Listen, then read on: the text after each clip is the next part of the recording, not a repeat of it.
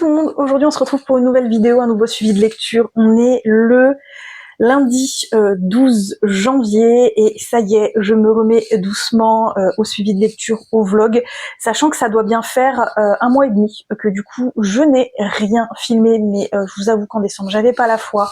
Début janvier, j'avais pas la foi non plus. Donc là, on arrive mi-janvier, j'ai bien envie de m'y remettre là cette semaine, malgré le fait que je vais avoir une semaine assez chargée. Voilà, je vais avoir une semaine un peu compliquée. Mais bon, que voulez-vous, c'est cette semaine que je suis au taquet, sachant qu'elle a commencé fort puisque il y a eu un incident voyageur ce soir et que du coup je suis rentrée encore plus tard que je ne rentre d'habitude. Bref, avant de réellement commencer ce suivi de lecture, rapidement on va parler de mes arrivées livresques puisque j'ai 5 livres pour le moment à vous présenter, sachant que dans ces 5 livres, il y a 2 livres qui étaient plus ou moins prévus au programme, un qui est un achat frustration et les 2 autres sont des réceptions, donc un cadeau de Noël un peu en retard et une seconde réception suite à un livre qui est arrivé extrêmement abîmé. Et du coup, on commence par les réceptions qui ne sont pas des achats. Donc le premier, c'est le 3e et dernier tome de la saga des dieux déchus. Donc ici, donc Father Breaker de Anna Kanner. Sachant que j'avais adoré le premier tome, ça avait été un petit coup de cœur. Et en fait, plus je prends du recul, plus je me rends compte que j'ai vraiment beaucoup aimé le premier tome. Et j'attendais de me procurer du coup le 3e et dernier tome pour pouvoir continuer cette saga. Sachant que je savais que ma meilleure amie allait me l'offrir, et ça depuis quand même quelques mois maintenant, et que du coup je l'attendais avec impatience. Du coup ça va faire quand même partie de mes priorités pour la première partie de l'année. Je voudrais terminer cette saga cette année parce que j'ai lu le premier tome il y a 2 ans et j'ai peur de l'os trop laisser traîner et du coup d'en oublier pas mal. J'ai également réceptionné pour une seconde fois le second tome en collector des Chroniques de Rennes, donc ici Messager. Si vous avez vu mon dernier TikTok qui date déjà de l'année dernière, j'avais réceptionné le livre ici totalement abîmé. D'ailleurs, la couverture m'était restée dans les mains. Voilà. Et de ce côté-là aussi, donc j'avais évidemment envoyé un mail à la maison d'édition avec les photos des dégâts et j'ai renvoyé du coup l'ancien livre et j'ai réceptionné le nouveau semaine dernière. Sachant que pour le coup, là, ils m'ont renvoyé sans l'overlay que j'avais réceptionné dans le précédent livre, mais je vous avoue que j'ai attendu pratiquement 9-10 mois pour l'avoir, donc là je veux pas chipoter pour un overlay, c'est pas grave, tant pis. Aujourd'hui je suis allée en librairie en cherchant un livre bien spécifique. C'est une librairie que j'aime beaucoup, mais c'est une librairie qui est assez loin du travail. J'étais persuadée que j'allais trouver le livre et il n'y était pas. Et j'avais pas envie de le commander parce que je me suis dit dans une semaine il va falloir que j'y retourne, alors que aller-retour ça me prend quand même du boulot une bonne heure et que j'ai pas forcément tous les jours le temps. Et du coup j'étais tellement frustrée de pas l'avoir trouvé que j'ai craqué pour le premier tome en format poche de la saga de Mad Majesty, donc de Delina Dane, donc une saga sur des princes, voilà, etc. Saga dont j'ai entendu parler mais qui de base ne me hype absolument pas. Voilà, achat frustration, mais vraiment achat frustration. Après, je me dis que ça va peut-être être léger, que ça va me faire du bien, tout ça. On verra bien. Voilà, on verra bien. J'ai craqué également en janvier pour le premier tome de cette saga dont j'ai beaucoup entendu parler et qui au départ clairement ça faisait pas partie des livres que j'avais envie d'acheter, mais là en allant au magasin je l'ai vu, j'ai lu le résumé, j'ai commencé à lire la première page et je me suis dit ouais ça a pas l'air si mal que ça finalement, et du coup j'ai craqué, je me le suis procuré. Honnêtement je vais voir si ce tome 1 me plaît et on verra si je lis la suite ou pas, ou si pour moi ce tome là se suffit à lui-même, vraiment on verra. Et du coup, je termine par ma lecture en cours, qui est en format poche, Nettle and Bone, ou Comment tuer un prince de Tiki Fisher, donc au livre de poche. Je l'avais repéré quand il était sorti en grand format, je l'avais trouvé très cher pour un livre qui n'était pas très épais. Là, en format poche, je le trouve aussi très cher pour un livre qui n'est pas très épais, il coûte 10 €. Voilà, il coûte 10 €. Mais ça fait un sacré bout de temps que j'ai envie de le lire et je me suis dit vas-y, lance-toi, j'en ai entendu que du bien. Pour le moment, j'en suis à 73 pages, j'aime bien, mais c'est assez introductif encore pour le moment. Voilà, on suit Mara qui, quand on la rencontre, elle est dans une terre dite maudite où elle va assembler des os de chien pour animer ce chien parce que la femme poussière lui demande d'accomplir des espèces de missions qui lui semblent impossibles, qui vraiment sont assez particulières, donc elle en doit en accomplir 3 et au moment où la rencontre, elle en a déjà accompli une et elle est en train d'accomplir la seconde. Il y en a régulièrement des retours en arrière où on nous raconte un petit peu sa petite enfance, son adolescence, sa vie de jeune adulte, en tant que dernière d'une famille de 3 filles, donc la dernière dans un tout petit royaume, donc elle est princesse, et clairement son avenir n'est pas, voilà, d'une princesse, comme un peu comme les princes et les princesses, vous savez, le premier hérite, le deuxième étudie et le troisième, donc le deuxième pour les mecs finit à l'armée et le troisième finit dans les ordres. Et ben là c'est un petit peu la même chose pour Mara qui est la dernière et qui va finir dans les ordres, pas par choix ni par ses parents ni par elle-même, mais par son beau-frère. Voilà. Sa grande sœur va être mariée, malheureusement elle va décéder très vite et donc c'est sa deuxième sœur qui va être mariée par la suite, donc au veuf de sa sœur. Donc voilà, je m'arrête là parce que pour le moment, on n'en sait pas plus que ça. On sait par le résumé plus ou moins ce qui va se passer. D'ailleurs, c'est très gros dans les 73 premières pages de pourquoi elle veut tuer le prince, clairement. Et pour le moment, ce que j'aime bien, c'est que Mara, c'est une protagoniste qui est un peu différente. C'est pas juste une petite princesse. C'est quelqu'un qui n'aime pas spécifiquement être princesse, qui n'aime pas forcément les princes, qui n'a pas envie d'enfanter. Là, elle voit des femmes qui enfantent et elle voit à quel point ça peut être horrible. Et elle n'a pas forcément envie d'avoir d'enfants. Mais qui plus est, elle adore ses sœurs. Déjà qu'elle a perdu sa sœur aînée et que ça l'a vraiment bouleversée. Là, ça fait des années qu'elle n'a pas vu sa deuxième sœur et clairement, on sent que ça la travaille quand même. Donc vraiment, pour le moment, je peux pas en dire plus. J'espère que ça va se décanter assez rapidement parce que c'est pas un livre qui est très épais. Il fait 377 pages, donc il est pas très épais.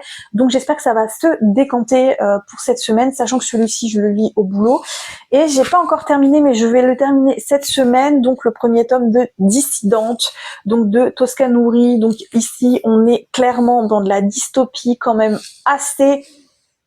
Voilà, c'est du young adulte, mais c'est quand même assez dur, puisqu'ici on est dans un univers où malheureusement la République telle qu'on la connaît aujourd'hui s'est effondrée suite à une épidémie qui certes a tué des gens, mais les gens dans la majorité des cas s'en sont sortis, sauf que les conséquences ont été pires que la mort, puisque malheureusement, suite à cette épidémie, les femmes ne sont plus capables de donner naissance à des filles, ou très peu, voilà, elles ne donnent que très rarement des naissances à des filles, donc démographiquement parlant, c'est assez problématique. Ça va engendrer un chaos mondial, un retournement des civilisations, si vous voulez. Donc la France est devenue une dictature extrêmement dure, très portée à droite, et quand je vous dis très portée, c'est violent, c'est-à-dire que aucun crime n'est permis, aucun délit n'est permis, le moindre délit pour les hommes c'est la peine de mort. Donc peu importe la connerie que tu vas faire, tu es condamné à mort. Quant aux femmes, c'est encore presque pire, parce que les femmes à partir de 15 ans doivent trouver un mari sous 3 mois. Si elles ne trouvent pas de mari sous 3 mois, elles sont envoyées en institut, et je vous laisse imaginer ce qu'elles deviennent en institut, sachant que c'est un univers où clairement les femmes sont réduites à ça. Elles ne sont plus considérées comme citoyennes, elles n'ont plus aucun droit, elles n'ont plus que le devoir de procréation. Imaginez-vous une telle société. Et dans cette société, on va rencontrer d'abord Edgar. Edgar qui est un jeune homme de 18 ans qui a vécu en autarcie avec son grand-père pendant des années, qui sait que son grand-père lui cache quelque chose et décide un jour d'aller en ville et de voir ce qui se passe, sauf qu'il n'est pas préparé en fait à cet univers fait de chaos, fait d'un ordre extrêmement dur, extrêmement violent, et il va très très rapidement s'en mordre les doigts, et il va tomber sur Joe qui va avoir besoin de lui pour quelque chose de spécifique, et tous les deux vont finir par devoir travailler ensemble, sachant que Joe est une jeune femme qui refuse catégoriquement d'entrer dans un centre de natalité ou de se marier ou d'enfanter par obligation. Elle ne veut pas enfanter, elle veut avoir ce choix qui aujourd'hui lui est nié, lui est interdit, et donc tous deux décident, chacun pour leurs propres raisons, de travailler ensemble, et ils vont rencontrer d'autres protagonistes, et on va les voir évoluer dans un univers extrêmement dur, extrêmement violent, où on va vraiment avoir ce questionnement sur la place des femmes dans le monde.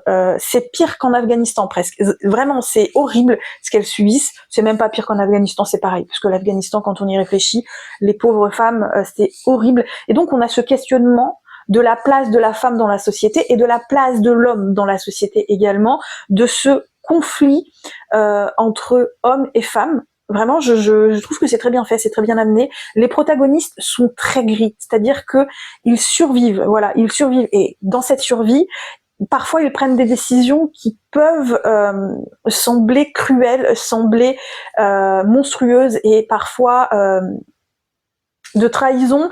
Parfois, avant de prendre une décision, ils pèsent quand même le pour et le contre, même si la personne à côté d'elle sont des personnes auxquelles elles tiennent.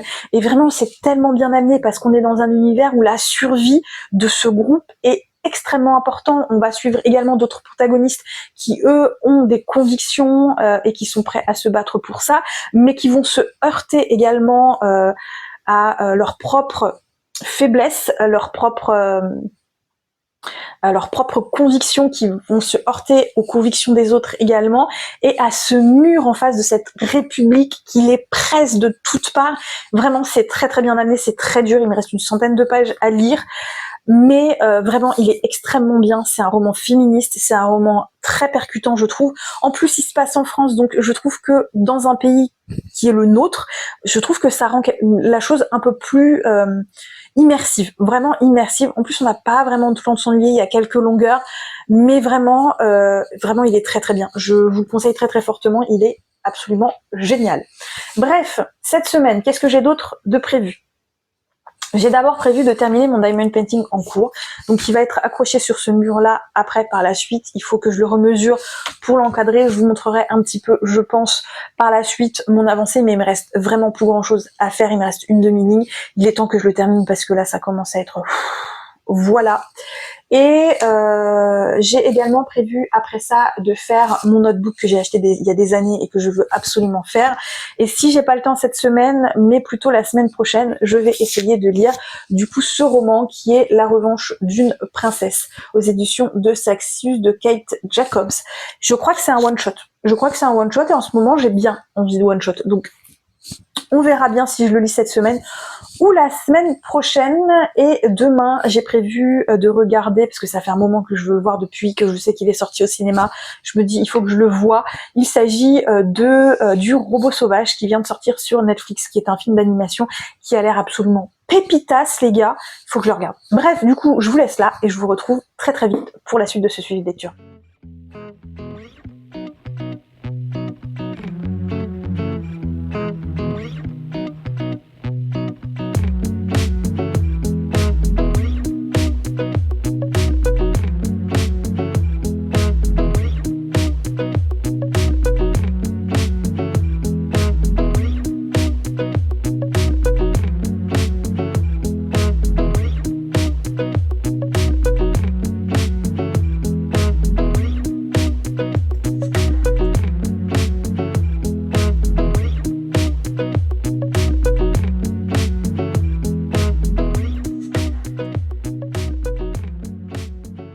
Salut tout le monde, on se retrouve, on est mercredi 14 janvier et je vous retrouve aujourd'hui parce que j'ai lu et terminé Metal and Bone.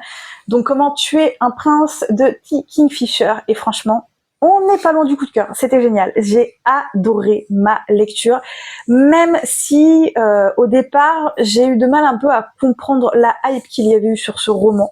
Et finalement, plus j'ai avancé, plus je me suis dit, ah ouais, si finalement je comprends bien la hype. Donc ici, très rapidement, on est dans un univers de fantasy, voire même de contes, un peu de fées classiques avec princesse, royaume, etc., etc. Mara est une princesse, la dernière d'une fratrie de princesses, donc elle a la petite dernière née, d'un petit royaume qui comporte un port qui est très convoité par deux autres royaumes qui enclavent littéralement le petit royaume de Mara, donc le royaume du sud et le royaume du nord. Et la reine, qui est très bonne politicienne, très bonne diplomate, très bonne négociatrice, fait en sorte que son royaume ne soit pas envahi, puisque le roi, lui, c'est quelqu'un de très gentillet. D'ailleurs, c'est quelqu'un dont on entend à peine parler. C'est vraiment un roman qui, là, je trouve, fait la part belle aux femmes. Déjà, c'est très très cool. Et donc, la reine va décider de marier sa fille aînée au prince du Nord. Voilà, donc au prince du Nord, pour protéger le royaume d'une possible invasion du royaume du Sud. Sauf que malheureusement, la sœur aînée va revenir quelques mois plus tard dans un cercueil. Autant vous dire que Mara va très mal le vivre parce qu'elle adorait sa sœur aînée. Elle était vraiment sa sœur aînée, c'était un petit peu son exemple, son modèle. Elle adorait sa sœur aînée. Elle avait plus de mal avec sa seconde sœur parce que sa seconde sœur lui a dit qu'elle la détestait, etc. Elle a fini par y croire. Malheureusement, suite à ça, la reine va décider de marier la deuxième, de nouveau, au prince du royaume du Nord, même si sa fille aînée est revenue dans un cercueil. À partir de là, Mara va être éloignée du royaume puisque le prince du Nord refuse qu'elle se marie et qu'elle enfante un possible héritier avant sa femme. Donc elle va être éloignée et envoyée dans un couvent quand elle a 15 ans. Mara va vivre cet éloignement comme un vrai moment de liberté. Elle va vivre ça comme vraiment un endroit où elle peut être juste elle, sans être une princesse. Elle n'a pas besoin de se tenir d'une certaine façon, de parler d'une certaine façon. Les gens se fichent de savoir qu'elle est princesse et elle sait qu'elle peut faire ce qu'elle a envie de faire sans se soucier du regard des autres et des conséquences que ça peut avoir. Donc elle va vivre ça vraiment comme une source de liberté, malgré le fait qu'elle va travailler effectivement, mais elle va vivre un peu dans une bulle fermée, loin de tout ce qui concerne le royaume, les enjeux politiques, etc.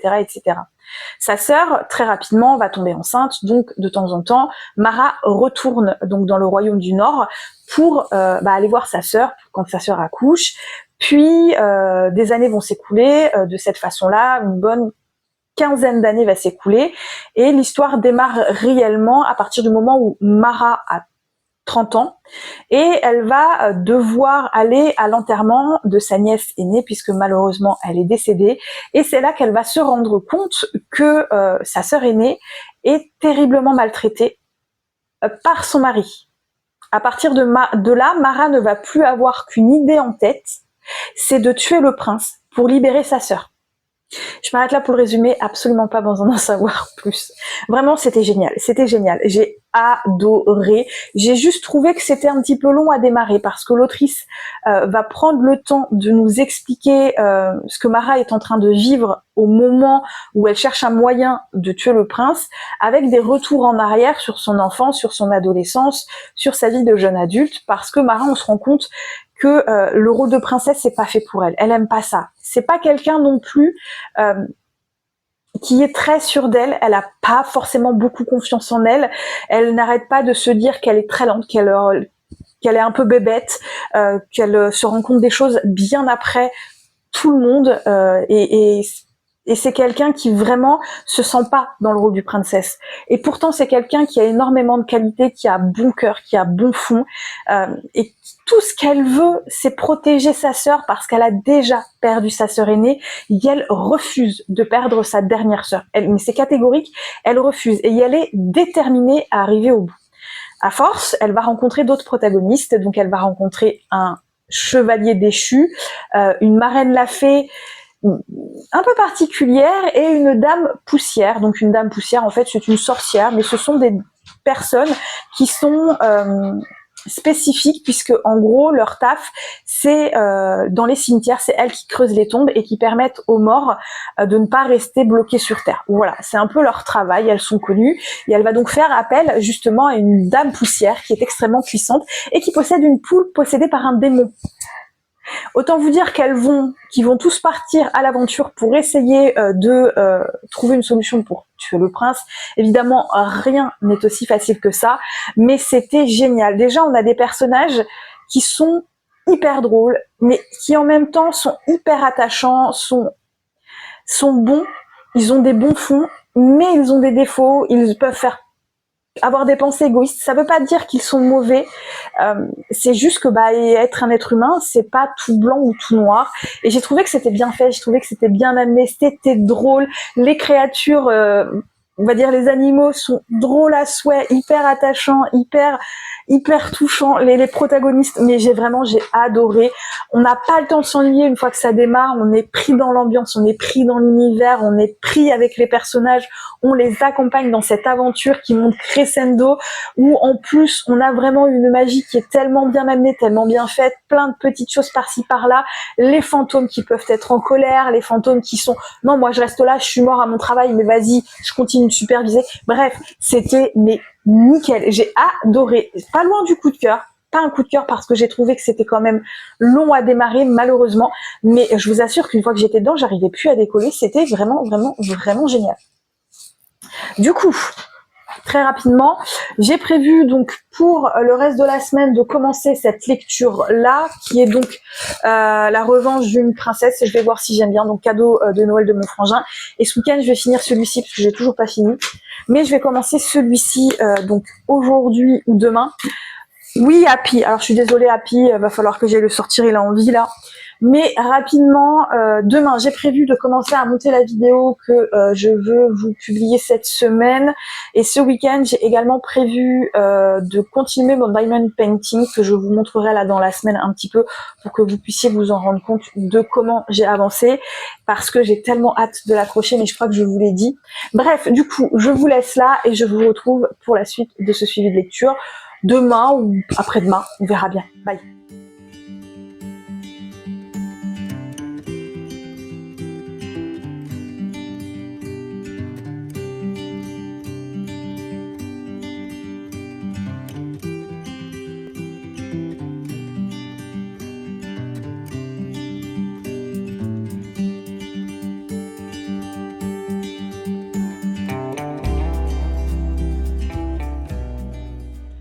Salut tout le monde, on se retrouve, on est le dimanche 18 janvier. On est là pour clôturer ce suivi de lecture. Je vous ai pas reprise depuis mercredi, tout simplement parce que je n'ai pas forcément eu le temps. Sachez que j'ai quand même atteint mes objectifs pour cette semaine, donc je suis plutôt contente. J'ai bien avancé mon diamond painting que je vous ai présenté. Je l'ai avancé depuis que je vous l'ai présenté là cette semaine. Il me reste plus que 2 petites sections à faire et je l'aurai terminé, donc je vais essayer de le terminer aujourd'hui. Je ne garantis pas, mais en tout cas il sera terminé demain soir, je pense. Il sera terminé au plus tard courant de la semaine prochaine, mais je vais essayer de le terminer aujourd'hui puisqu'il me reste plus que 2 petites sections où ce n'est pas, on va dire, comment on appelle ça, où c'est des blocs. Donc en gros, ça va assez vite les blocs à faire. Donc là-dessus, je suis plutôt assez contente. J'ai lu les bouquins que j'avais prévu de lire cette semaine, donc je suis très contente. J'ai craqué pour un livre qui n'était pas du tout prévu au programme par contre, mais honnêtement, quand je l'ai vu, je me suis dit c'est bon, il me le faut. Sachant que c'est un livre qui est sorti en format relié il y a quelques années, donc en grand format relié, un livre qui est très très très joli, mais qui, selon moi, était cher pour la taille, en fait l'épaisseur du livre. Je me disais, il me paraît quand même un peu cher pour ce livre, et je me suis pas procuré, et je m'étais dit bon un jour, si je le trouve, pourquoi pas, je me le reprocurerai, on verra bien. Sauf que là, il est sorti en format poche. Et en plus, le format poche, je le trouve, moi, personnellement, très joli. Et je me suis dit que c'était l'occasion ou jamais. J'espère qu'ils sortiront aussi le tome 2 en format poche. Il s'agit donc du premier tome de la saga ou de la duologie, je ne sais pas si c'est terminé en 2 tomes, de la balade funèbre de Hart et Merci de Megan Bannon, donc aux éditions Milady. Et franchement, dites-le moi, il est vraiment pas moche, hein, le format poche. Je le trouve très très joli. Il a un côté un peu kitsch, un petit peu rétro, mais je trouve qu'il est hyper coloré et ça a l'air d'annoncer quand même quelque chose d'assez sympa. Donc ici, on va suivre Hart qui est un ranger qui parcourt les terres de Terrania, qui est une terre magique. Tonria, pardon, qui est donc une terre magique. et qui, à côté, est obligé de côtoyer une certaine Merci qui, elle, a du mal à tenir à flot la société familiale qui est donc une société de pompes funèbres. Tous les deux ne peuvent pas s'encadrer, clairement, ils se détestent jusqu'au jour où Art, souffrant de sa solitude, va écrire une lettre à personne en particulier et il va recevoir une réponse et à partir de là, va y avoir évidemment une relation, on va dire, épistolaire. Je crois qu'on dit comme ça quand on s'échange des lettres. Et il s'avère qu'en gros, c'est Art et Merci qui s'échangent des lettres. Voilà, je n'en sais pas plus, j'en ai entendu que du bien. Là, en format poche, il coûtait 8,95 €, donc 9 €, ce qui coûte quand même beaucoup moins cher que 25 ou 30 €. On est d'accord. Et en plus, il est extrêmement joli, donc j'ai craqué. Pour en revenir aux lectures faites, j'ai terminé le premier tome de Dissidente et croyez-moi, je lirai le tome 2 avec beaucoup de plaisir. J'ai hâte qu'il sorte, même si j'ai l'impression de voir comment vont évoluer la suite des événements. Il n'empêche que j'ai quand même beaucoup aimé ce roman, malgré ses défauts, parce que je lui ai trouvé évidemment des défauts. Premièrement, c'est un roman qui a des longueurs. Il a des longueurs dans le sens où on va suivre donc tous nos protagonistes qui vivent dans un monde de dictature et qui essaient d'échapper à cette dictature, soit en la combattant, soit en essayant d'aller dans un endroit où ils y échapperont. Le truc, c'est que on va suivre donc toute cette tout ce panel de personnages, tout ce groupe qui va se créer au fur des mésaventures qui leur arrivent. Ils vont être portés entre guillemets par les événements. En fait, ils vont être poussés en avant par cette dictature qui ne leur laisse pas le choix. Ils prennent souvent la fuite et en gros, il va pas se passer grand-chose en termes d'intrigue puisque 80% du roman, on va les voir fuir, on va les voir surtout partir en avant, fuir, trouver des solutions pour fuir cette dictature qui les pousse toujours plus loin et qui leur fait prendre plus de risques et qui leur fait prendre des décisions qui parfois peuvent paraître assez cruelles. Des décisions traîtresses, mais en fait, ce sont des personnages qui sont pris en fait dans un filet auquel ils n'arrivent pas à échapper et qui, pour justement y échapper, prennent des décisions qui peuvent paraître extrêmes ou cruelles ou ce genre de choses, alors que pas du tout. C'est vraiment, ils sont pris par les événements. Le truc, c'est que vraiment, on a cette espèce de fuite en avant où on n'avance pas dans l'intrigue, ce que je trouve un petit peu dommage. Maintenant, on a également un univers qui, je trouve, aurait pu être un petit peu plus approfondi dans le sens où on parle des instituts, mais on n'en voit absolument pas la couleur. Est-ce que ces instituts seront plus mis en avant dans le second, voire dans le troisième tome, pour qu'on découvre un petit peu plus de cet univers ou pas? Je n'en sais rien, mais j'aurais aimé en découvrir un petit peu plus, en connaître un petit peu plus les tenants et aboutissants, en savoir en quoi ça consiste. Et même si là, dans le premier tome, on nous fait bien comprendre que les instituts, c'est vraiment un endroit dont les femmes voudraient tellement échapper, mais on n'en voit pas. C'est juste quelque chose qui est là et qui fait peur et qui présage quand même pour la suite. Voilà, j'attends de voir la suite. Maintenant, on a quand même un roman qui est très bien fait pour du young adulte, qui est très bien emmené, avec des protagonistes qui sont gris, qui, comme je vous l'ai dit, prennent des décisions qui sont forcément parfois difficiles, parfois même difficiles à comprendre, mais qui sont tellement poussés par les événements, qui font que, en fait, on peut comprendre pourquoi ils prennent ces décisions. C'est des protagonistes qu'on n'aime pas forcément tout le temps parce que c'est des protagonistes qui vivent dans un univers fait de violence et qui donc eux-mêmes ont grandi dans la violence et dans la dureté et qui sont donc évidemment très durs envers eux-mêmes et envers les autres. Donc ça peut paraître étrange, mais je trouve que ça colle bien à l'univers. Maintenant, on a quand même des révélations, des retournements de situation et j'attends de voir comment l'autrice va emmener la suite. Qu'est-ce qu'elle a prévu pour la suite? Mais sachez quand même que c'est un très bon roman que j'ai beaucoup aimé. J'aime l'univers qui est post-apocalyptique, surtout que c'est un univers qui est en France, donc c'est même pas post-apocalyptique, c'est un univers dystopique plutôt, avec des protagonistes qui sont quand même riches en couleurs, qui ont des hauts, des bas, qui ont des bonnes intentions, mais pas forcément. Vraiment, c'est des personnages qui sont très riches, plein d'épaisseur et qui finalement on les comprend, ces protagonistes. On s'y attache pas forcément, mais on les comprend. En tout cas pas tous, mais certains, la plupart, on les comprend. Donc vraiment très très bon roman. J'ai adoré cette lecture. Il faut vraiment que la suite ne tarde pas. Je vais trouver des défauts, mais vraiment très très bonne lecture. Plume française en plus, donc que demande le peuple?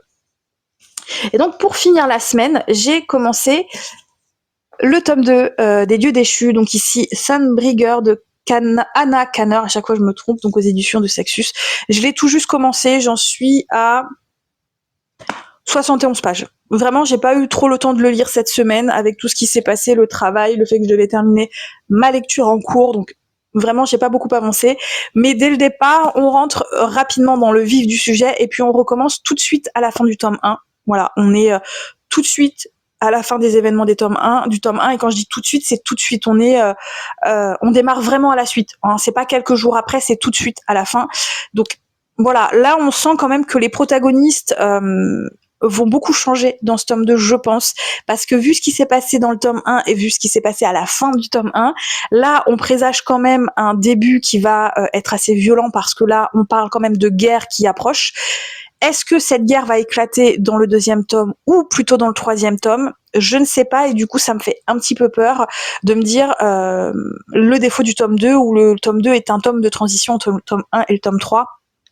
À voir. Mais bon, j'avais tellement aimé le 1er tome que je m'inquiète pas trop quand même pour ce 2e tome. Donc voilà. Bref, je pense que j'en ai terminé du coup pour ce suivi de lecture. Je vais peut-être vous reprendre déjà pour un autre vlog la semaine prochaine, sachant que j'ai 2 jours en télétravail, donc je vais être 2 jours au bureau. Non, je suis en télétravail 3 jours, donc lundi, mardi, mercredi, jeudi, je suis au bureau, et vendredi, je suis de nouveau à la maison en télétravail le matin, sauf si heure sup je fais parce qu'il y a beaucoup de boulot. Donc ça va être une semaine, je pense, qui sera un petit peu plus calme entre guillemets que cette semaine, donc à voir. Bref, je vous laisse là. Je vous retrouve pour de prochaines vidéos. J'espère que celle-ci, comme d'habitude, vous a plu. N'hésitez pas avec les commentaires, les petits pouces bleus, vous avez l'habitude. N'hésitez pas à me suivre sur d'autres réseaux sociaux, même si je les ai un petit peu abandonnés ces derniers temps. Et comme toujours, surtout, prenez bien soin de vous, et moi je vous retrouve très prochainement. Bye bye.